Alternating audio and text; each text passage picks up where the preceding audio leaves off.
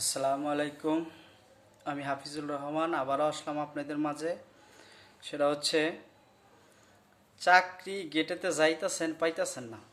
আসলে চাকরি পাইতে হলে এখন গার্মেন্টসের চাকরিগুলো এমন হয়ে গেছে, অপরিচিত লোকের চাকরি দিতেই চায় না আসলে।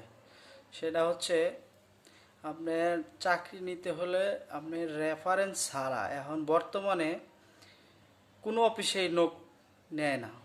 কারণ হলে পরিচিত লোক এখন খুব চাহিদা, কিন্তু আপনার বিশেষ করে অপরিচিত যারা তাদেরকে নিতে চায় না। অপরিচিত তারাই চাকরি পাবে, তারা হচ্ছে যারা কাজ জানে, বিশেষ করে অপারেটর, তারপরে কোয়ালিটি যারা অনেক দিন চাকরি করছে, 2-3 বছর যোগ্যতা আছে চাকরির, তাদেরকে ছাড়া আসলে নতুন যারা তাদের অনেক কষ্ট হতেছে চাকরি পাইতে।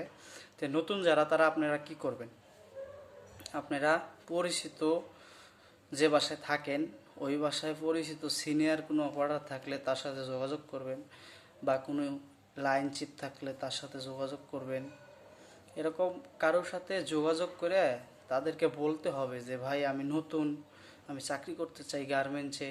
তাদের সাথে তারা যখন যায় তাদের সাহায্য নেবে বা বলবে, তখন আপনার চাকরি হয়তো হতে পারে বা হবে আশাবাদী।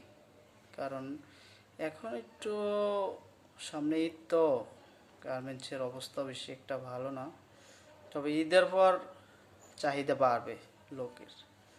তাই আপনারা সবাই আপনারা আসেন ঢাকা, আসে একজন আরেকজনের সাথে পরিচয় হন, হয়ে চাকরি করেন, ভালো থাকবেন। আশা করি বিষয়টা বুঝতে পারছেন।